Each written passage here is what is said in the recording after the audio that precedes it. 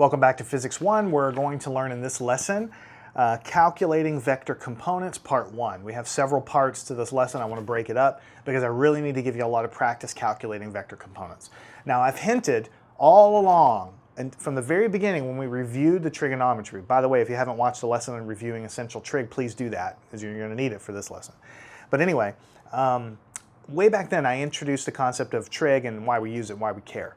And the main reason in the beginning of physics why we use it is because we have vectors at a certain angle. But every problem you solve is going to be easier to break these vectors into pieces. And these pieces we call components of the vectors. Now I know it might seem like a detour out of the way to learn how to break them apart because it might seem like you have more pieces to deal with. But trust me, when you're throwing a baseball, trying to calculate its trajectory on a curved path is actually quite hard.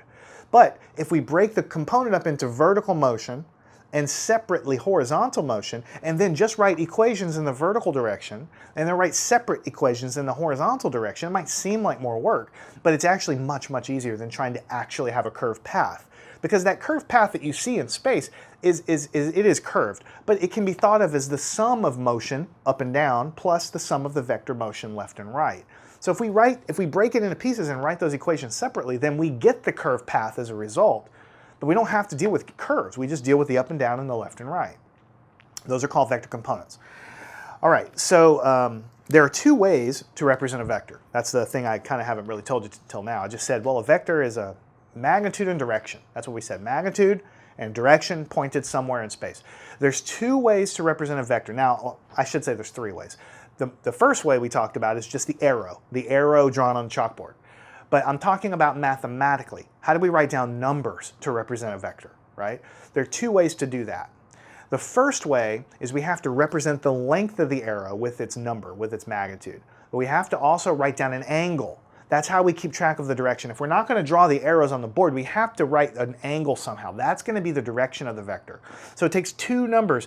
I'm talking about a two-dimensional vector here on the plane of the chalkboard. If you have more dimensions like three-dimensional space, you have more components of the vector. And I'm talking about in a plane of the chalkboard here, or in the marker board, you need two numbers to write that vector. The first way, and there's two ways to do it. So there's two ways to represent a vector. And when I say this, what I'm talking about is representing a vector as numbers. That's what I'm trying to say, as numbers written down, not just, arrows, right? There are two ways to do that. The first way I'm going to write down for you, but we're actually going to save this one a little bit for later. So the first way is important, we're going to use it. Second way is going to be the way we're going to talk about mostly in this lesson. Okay? We can represent the vector F. Let's call it a force vector. We haven't even talked about forces yet, but you know it's when you push something, right? We represent the magnitude of F. So we put it in these absolute value signs, and that means that's the magnitude. That's how big it is. Is it 10 newtons? Is it 6 newtons? Is it 3.5 newtons? Whatever. So this is the magnitude, the strength, magnitude of the vector F. That's what's represented here. So it's a number, right? And you also have to specify the direction. How are you going to specify the direction of a vector? I just mentioned it to you a second ago. You represent the angle. This is what this symbol means, the angle of the vector F. Okay? This is the angle that F makes with, and this is very important, with the positive x-axis. Okay, with the positive x-axis. Now, some of you may have taken a trigonometry course before now. Some of you haven't. Some of you are just learning this stuff as you go along and picking up the trigonometry that you need from me. That's totally fine too. Although I do recommend you go take an actual trig course because you learn a lot of stuff in there, okay? But in trigonometry, you learn that when you measure angles, you always measure them from the positive x-axis.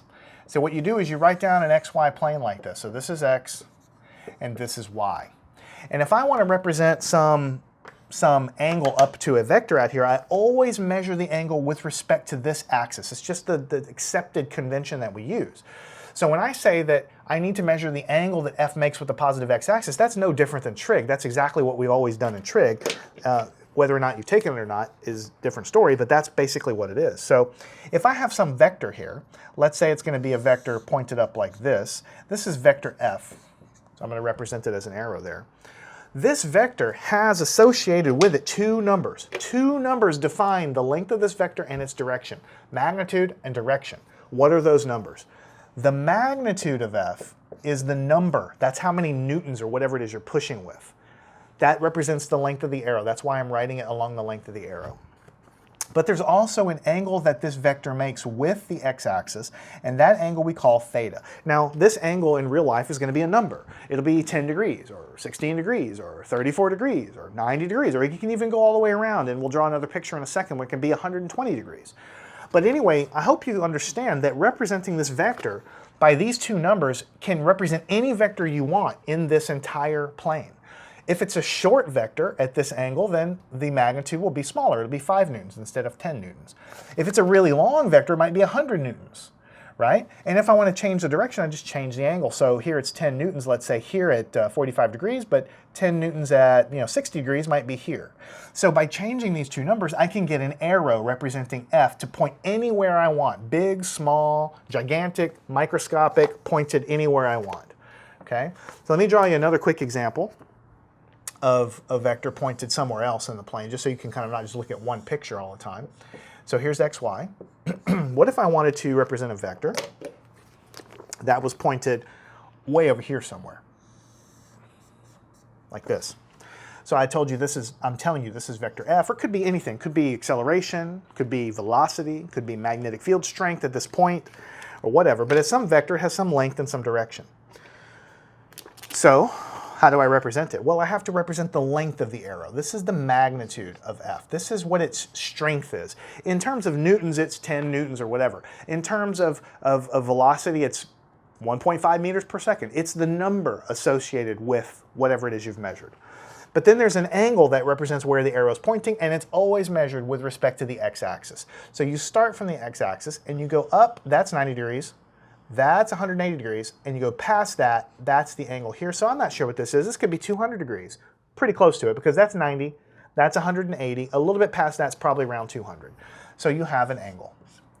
So you see what I mean? You can represent any vector. Even if you wanted to come all the way here, the angle would be measured from the x-axis all the way back here, and by specifying an angle and specifying a magnitude, I can get any arrow I want pointed anywhere. So I told you there are two ways to represent a vector. The first way requires the magnitude of the vector and the angle. If you take an algebra, you might recognize that as polar notation, right? I'm not going to get so bogged down in the terminology, but that's polar representation. That's a length with an angle. That's called polar. But anyway, that's the first way, and we are going to represent vectors that way a lot, because most of the time you're going to say, yeah, I have 15 newtons at an angle of 10 degrees. That's what the vector is. But there's another way to represent vectors. This secondary way that I'm going to show you here is very intuitive, very easy to understand, and it's really what's most used to add vectors together, not graphically, but adding them together using numbers. And that is the second way to represent a vector, is we represent it with the x and the y components of the vector. In this case, we're talking about vector f, but I'm giving, it could be any vector that we're talking about. So we can break it into components. Let me show you what I mean by that. Let me draw the vector again. Here it is in the xy plane. X, y, like this. I'm going to draw this exact same vector f, try to do my best to represent it over here, like this. So what I have is a vector going from the origin, more or less pointed like this. That's pretty close. That's f, vector f. Now, it is true that this vector can be represented by a length and an angle. True, absolutely true. But it can be uniquely represented another way. And that other way is the following. I can represent this vector if I take the tip of this vector and draw a little dotted line down this way and a little dotted line this way. Then I can represent this vector as the following. There's a vector going this way to this point. I'm going to call that f sub x. This is also a vector called f sub x. And then the projection of this vector, if you take the tip and project it on the y-axis, then you can kind of think of this guy. I'm drawing parallel, but it's really right on top of the axis here. I don't like drawing it over there. I apologize. Let me take this away. I haven't really done anything wrong, but I just prefer to draw it over here. This guy over here, I'll draw it right here next to the dotted line so you don't erase it all. This is called f sub y. That's also a vector. Notice that this f sub x and f sub y, it has an arrow also. It's pointed this way, and this is pointed this way. So f sub x is a vector pointed only along x. It's how much of f exists in the x direction, right? And f sub y is how much of vector f exists in the vertical direction. If you think of a force that literally I'm pushing a boulder, right? I use force a lot because it's really intuitive. Everybody knows what force is. They push stuff all the time, right? If I'm pushing up and to the right, like I'm doing with F here, some of my force is a horizontal force. That's represented by this, and some of my force is an up and down, totally vertical force, and that's represented by this. The vector sum of those things, x and y components, give me the angled force that, usually is what I think I'm doing all the time, but I can think of any angled force as a sum of an x force and a y force. Now, if you look at this, I've already oriented this vector head to tail.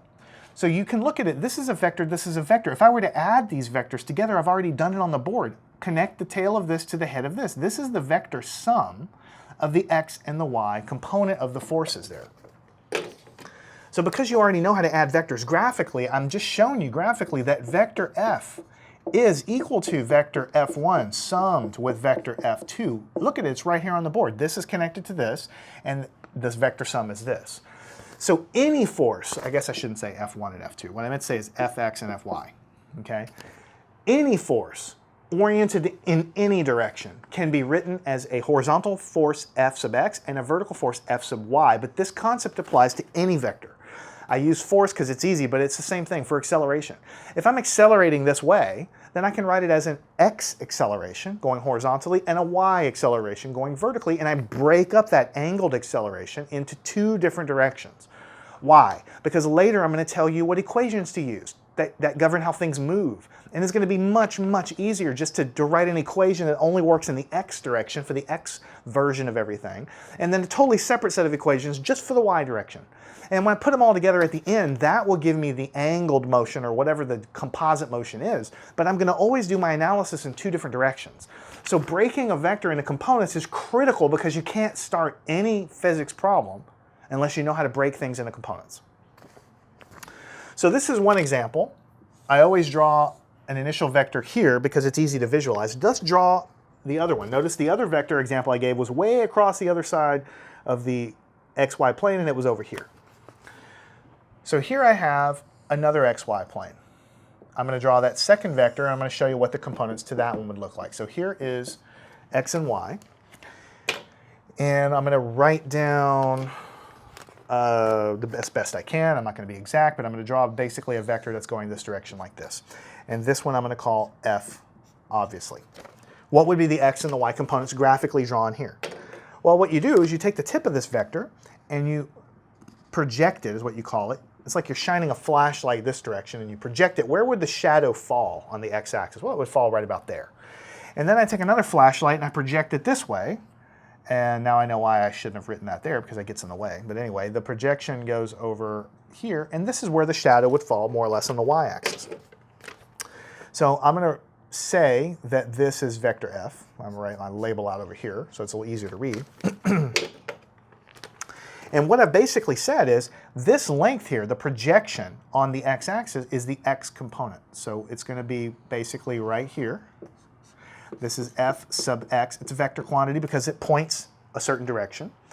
And then we have a y component, which goes up here like this. And this is the y component.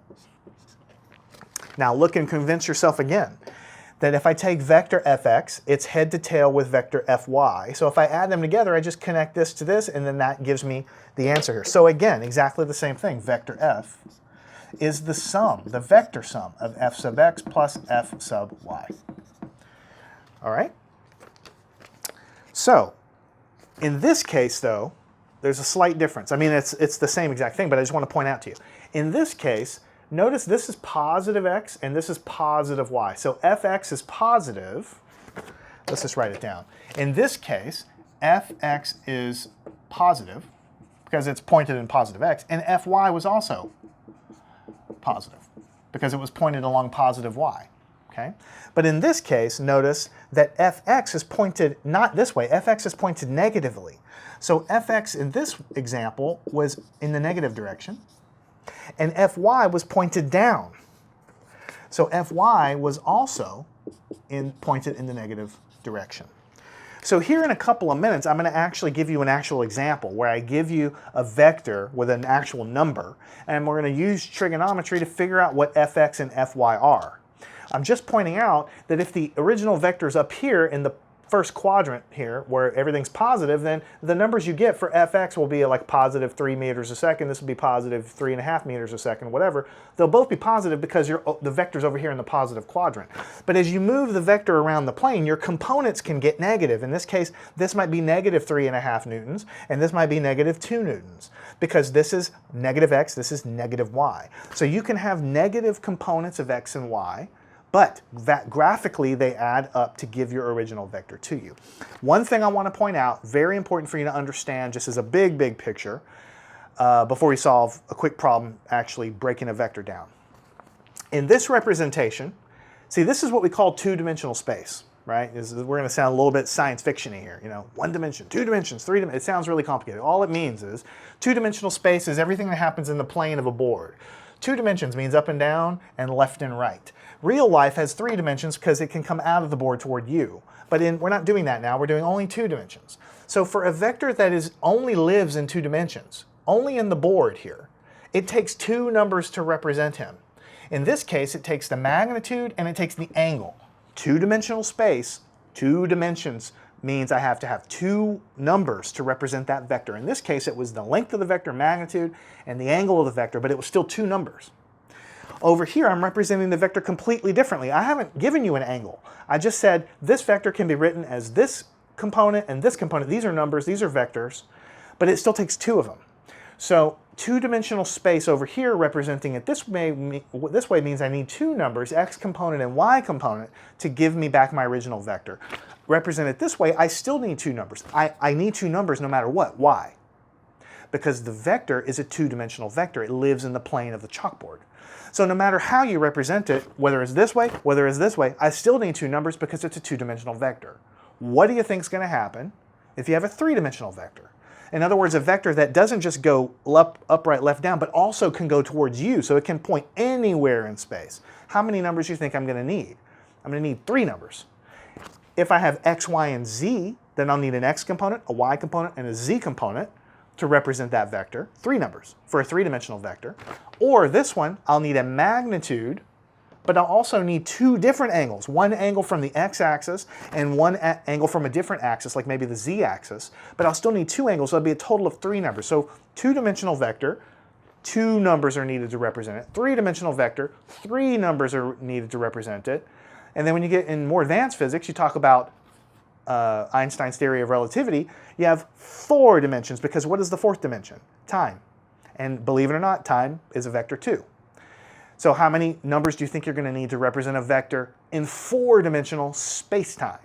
You're going to need 4 numbers. X, Y, Z, time. So 2-dimensional vector, 2 numbers, 3-dimensional vector, 3 numbers needed, 4-dimensional vector like a space-time vector, 4 numbers needed. All right, so now we want to get back down to earth and talk about how to calculate these actual components. We're not going to do a ton of examples. We're going to do one example here, and then in the next lesson we'll do a bunch more. How do we calculate the components of this vector? Given the following, we have to pull it down to earth with real numbers so that we make sure everybody understands what we're doing. Here's x. Here's the xy plane.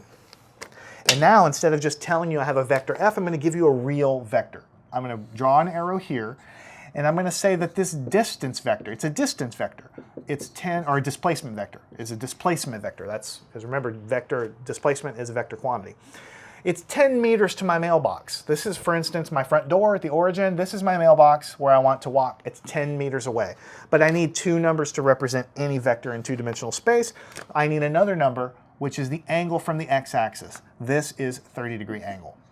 So given these 2 numbers, I can literally tell you now, in a mailbox with my house, it's really a 3-dimensional space, so it's a little more complicated.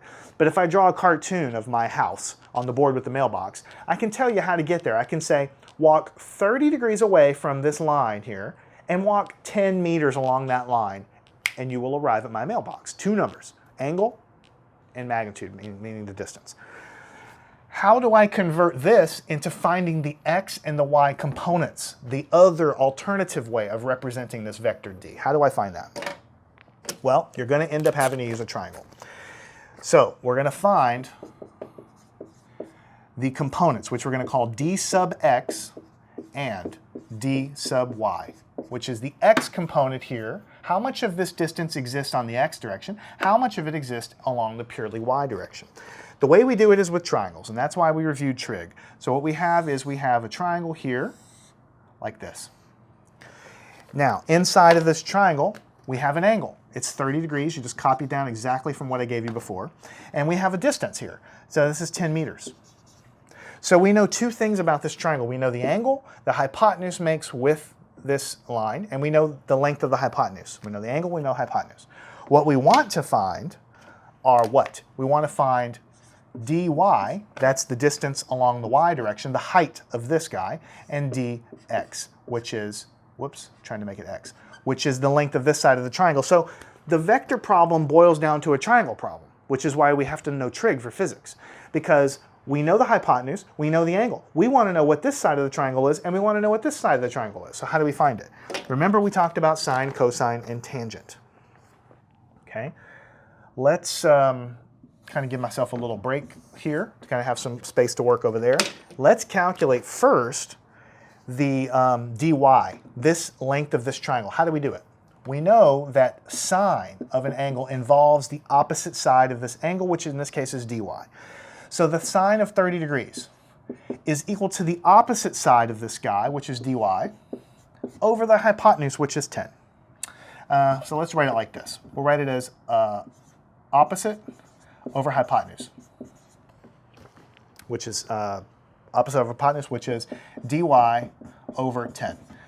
So now I have everything I need to solve the equation, right? Because this is a number. Sine of 30 is a number. You can stick that in your calculator, or if you take in a trig class, we spend a lot of time in the unit circle figuring out how to calculate sine of very simple angles. So I know, because I know trig, sine of 30 is 1/2. But if you don't remember that, because if you haven't taken trig or if you've forgotten, you can go back and learn how to take sine, cosine of these basic angles, or you just stick 30 degrees in your calculator and hit the sine button and you will get 1/2 back. But anyway, we want to solve for dy.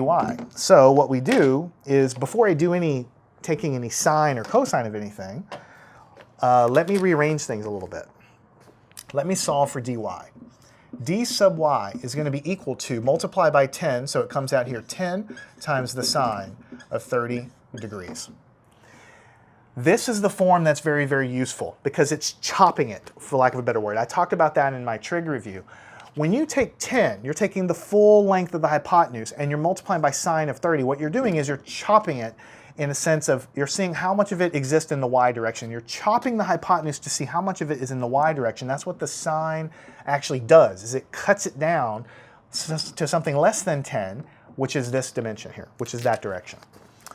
So we can write down that dy is equal to 10 times sine of 30, which is 1/2, so that dy is equal to 5 what? Well, this was in meters, so this has got to be a distance in meters also. So dy is 5 meters. So that means the vertical component of the distance was 5 meters. Okay. So what is going to happen along the other direction? You might snap your fingers and say, well, the other one's got to be 5 meters too, because 5 plus 5 is 10, right? But no, this is a triangle. This is not adding things in a line. This cannot be 5 if this is also 5. Let's figure out what the math tells us, and then we'll use the Pythagorean theorem to prove it to you later. How do I find what dx is? Well, go back to your original definition of cosine. Cosine of 30 degrees is not the adjacent, it's the adjacent side over the hypotenuse. Adjacent is dx, hypotenuse is 10. This should be dx. Whoops, not 110, 10. But again, I want to rearrange the equation because it makes it a little bit easier to understand what's important. So I'm going to rewrite it as, in terms of dx is 10 times the cosine of 30 degrees. You see how this equation has a very similar form to this one. In fact, I'm going to kind of circle this because it's very, very important that you understand. Okay, what I've done over here is I took the hypotenuse, the total length of my vector, and I multiply it by the sine. Sine, when I multiply by sine of anything, it chops the thing down to give me the vertical component. You should, in your mind, think of sine, chopping it to give me the vertical side. Sine of 30 times 10 gives me that vertical side. Here, I'm taking 10, the same hypotenuse, but I'm multiplying by cosine. Cosine chops it to give me the horizontal component, the x component. So here I'm multiplying by sine, giving me the vertical component. Here I'm multiplying by cosine, giving me the horizontal component. And when I finish out the math, what ends up happening is dx is equal to 10. Now, if you go and take 30 degrees and stick it in your calculator, you're going to get, and take the cosine, 0.866. So you multiply that by 10, I don't know why I have a hard time writing dx. This should be dx here, not d giant x. It should be d sub x. D sub x, the distance in the x direction, vector, is going to be 8.66. What's the unit? Meters, because everything that we've done so far is in meters, so we stay in meters. All right? So what we have said is really, really, really important for you to understand. What we've said is that our original vector was a 10-meter distance along this angle. That is an absolutely fine way to represent the distance to my mailbox. 10 meters, 30 degrees, go ahead and walk there, you'll get to my mailbox. But an equivalent, alternative way to write that destination address down is to simply say, walk along the x direction for how long? 8.66 meters. 8.66 meters. We call that d sub x. Okay? And then walk up. Walk up a distance dy of 5 meters. And if you want 8.66 meters in the x direction and then 5 meters in the y direction, you will get to the exact same point. Again, it took two numbers to get there because it's a two-dimensional vector, but that's basically what it is. So we've taken our vector and we've split it into how much exists along x and how much exists along y, and for now you're just going to have to believe me that that actually makes solving physics problems easier to break everything apart. Now let's do a quick check, just to make sure we've done everything right, because I want to emphasize something. Notice that this triangle is a right triangle because we've gone up, and it's always going to be a right triangle when you decompose vectors. Any right triangle means that c squared is equal to a squared plus b squared. Remember that Pythagorean theorem thing? C squared is 10. That's the hypotenuse, so 10 squared. Let's check and see if it's equal to this squared plus this squared. So 8.66 squared plus the other one was 5 squared, if I remember right, 5 meters. So let's see, 10 squared is 100, 10 times 10. Is that equal to, what is 8.66 squared? What you're going to get is 75. Depending on how many decimals, it'll be 74.99 or something, but it'll be basically 75. And then 5 squared is 25. So what you get is 100, is equal to 100. So what you have proven to yourself is that with a totally independent check, which is the Pythagorean theorem, the lengths of your triangles that you calculated were right. Because if a squared plus b squared is equal to c squared, then that means that this is a right triangle and everything exactly matches with what we should get. So this is just a check on it. And you can use that in physics to make sure and actually determine if you've gotten your answers correctly. I cannot stress how important this lesson is. If a student skips the basic concepts of vector components, then eventually you'll be solving problems where you'll have no idea what to do. I'll be pushing a block at 32 degrees, but you won't know how to break it into different parts, so you'll never be able to solve anything. And then when you get behind, you start getting that sinking feeling in your stomach because you feel like you're lost and you're going to fail. But nobody has to feel that way. You just have to know what's important and practice those things. And this is one of those things that you must practice. So we've done one problem here with the understanding the concept of vectors and what they are. Just one.